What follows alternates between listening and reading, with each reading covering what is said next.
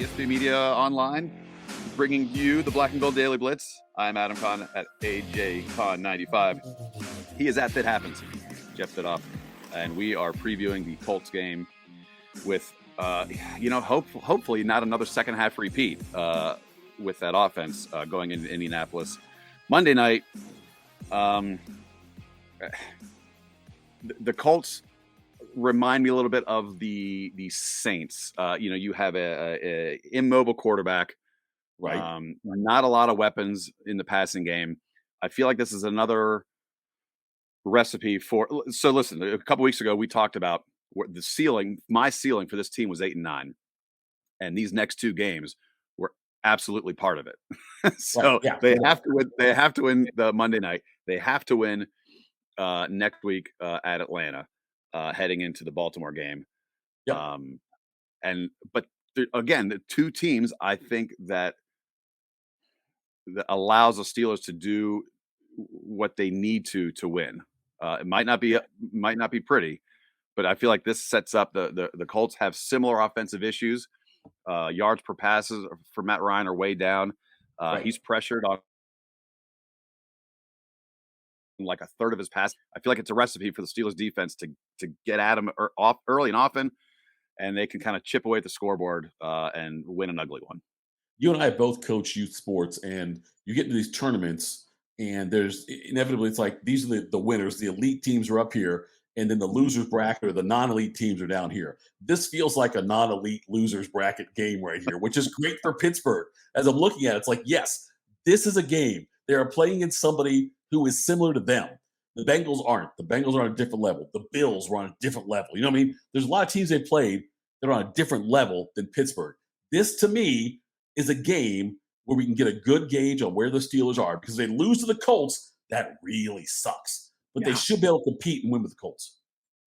Yeah, and same thing with it, like Atlanta. Yep. The Atlanta-Washington game is like what I'm looking at for the Monday night game. I mean, like, ugly contest. You're going to win with pass rush and a run game, which is something the Colts have. Certainly the run game. I mean, and ever since Jeff Saturday took over, they have re-emphasized the run with Jonathan Taylor, as they should. Right. Very much like the Steelers have the last few weeks with the run game, 154 yards per game the last 3 weeks, and Najee Harris has a little bit of decisiveness now in his line of scrimmage, which, if there's one thing that could pick out from that Cincinnati game and a couple games prior, is that they are committing a little bit more to the run and taking a little bit of that pressure off of Pickett.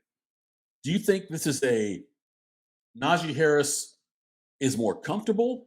Like, because he looks night and day from where he started the season. And so the offense hasn't really changed that much. Maybe so I don't know, Dustin Day. I don't know if he's quite where he was a year ago.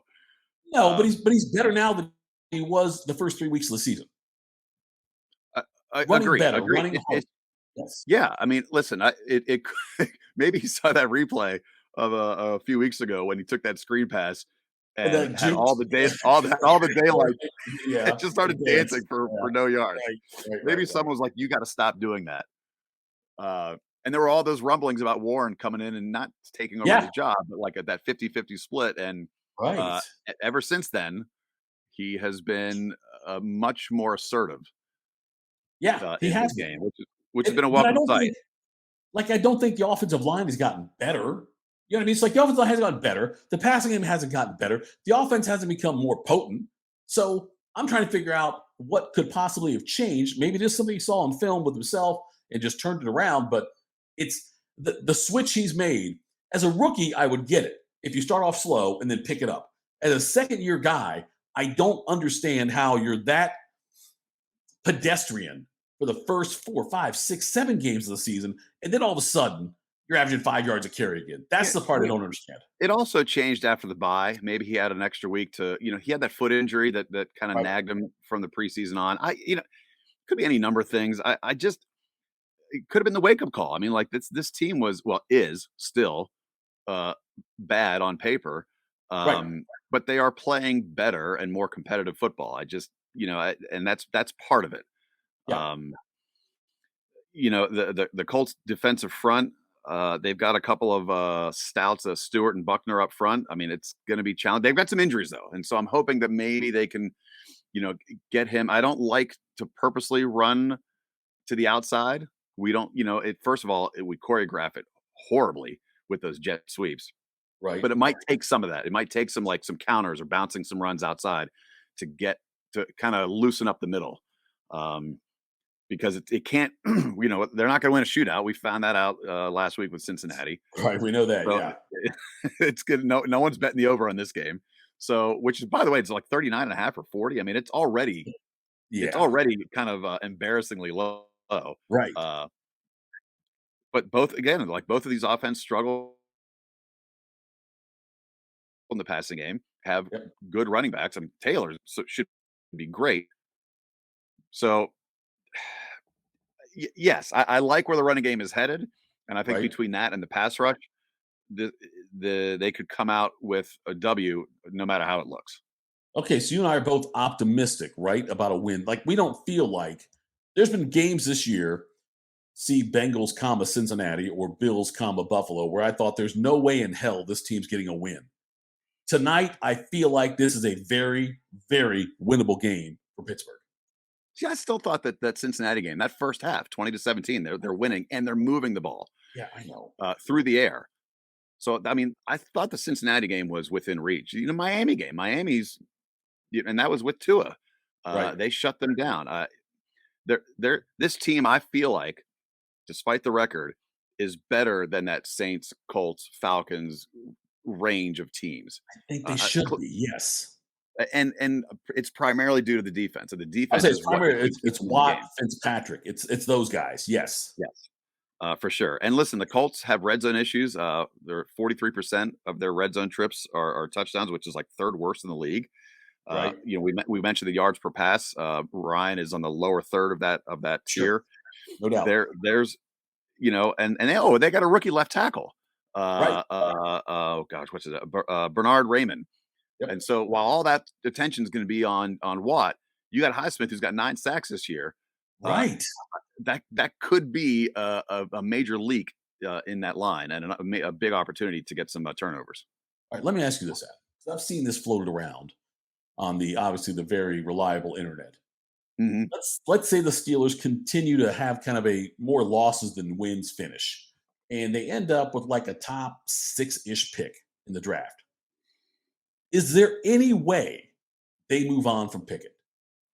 No, I don't no, think no. so either. I've They seen rumblings about it. Like, would they consider, if they bring in a new offensive coordinator and if they bring in somebody else to who wants a different quarterback to run his offense, then is that something they would look at for that? I don't think this conversation can be had as long as Matt Canada is the offensive coordinator. Mark Madden's a columnist for the Pittsburgh Tribune Review. Right. When I was younger, he was a massive blowhard to kind of make a name for himself. I believe Right. he's simmered down since then. But Joel Alexander, who's been on the podcast with him before, loves quoting his articles, and I'm like, man, like the guy, like it it's like the kid in high school who you never liked, but maybe now he's a good guy, but all you Right. have is the image of him like when you were younger. Like, he's a gas bag, man. Like, and he's Right. already talking about Pickett being a bust. I'm like, you can't possibly make that analogy now with Matt Canada as the coordinator. I just don't think you can have that conversation until Canada is gone and Pickett has, you know, uh, like what if they hire like Frank Reich next year as a coordinator? Like, then we can have that discussion if he continues to fall short. Okay. Where are you at though on Pickett then? So you're in like a holding pattern. Let's see what happens, and in all likelihood, he's the guy next year too. Free pass for sure. Yeah. Yeah. And same with Trubisky. I know why they benched him, but I didn't think Right. they had to bench him. And there are No. certain elements of this. There have been certain games this season where I think Trubisky might have pulled out a better result Me just too. based on Yeah. situation. Yeah. And again, like Pickett's got more talent in other areas. Trubisky's got more talent in other areas. Sure. I think the ebb and flow of certain games probably dictates where these games fall into place, and either one of them could succeed or fail, but mostly fail because of the shit that they're trying to trudge through. Watching So this team this year, I feel like that um, that Trubisky, with Trubisky, they might have one or two more wins, maybe. But they're making the decision based on we don't want to shatter Pickett's confidence. We want to be behind him all the way and say he's our guy going forward. It might not be best for the team this year, but it's certainly they're looking forward to this to the next year and where he'll be, which is why I would think it's less likely they would go. You don't spend a first round pick on a guy and then dump him after 1 year, No, regardless of position. no, and Unless again, you're the like, Raiders. You're the and Raiders. the offensive line is still a work in progress through the draft or free agency, and it's got to be where they go next year, whether it's a Yeah. top 6 or a top Yep. 15 pick. Like that's got to be the first. And defensive line, as it gets older, has got to be the second pick. Hey, that second round pick that the guy from Chicago is looking better and better each week. So they'll have, in theory, 2 picks in the top 40, 3 picks in the top 45. That'll be huge. So Yeah. they can, Having those, yeah, yes. and so they can build quickly in April. As far as this game goes, I'm taking the under, but I still like the Steelers. So it's got to be in that like 20 to 17, 18 range. Just, What's the latest line? The Steelers laying or getting? they are getting 2.5 last I saw.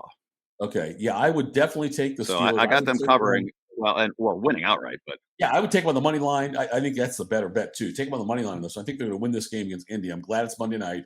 I'm glad there's no chance our local network can black it out for us or put the Browns or Bengals on instead. We get to watch the Steelers, which is huge. And you don't have to leave early. You can go to bed at halftime if you want to, but I I'm not can go to leaving bed early. I'm not leaving early, Adam. I'm a huge fan. I am not leaving early. There you go. Well, you could go to a casino. You couldn't do that. We That's have true, one of yes. those here. All right, real quick, a Yes, couple of we do.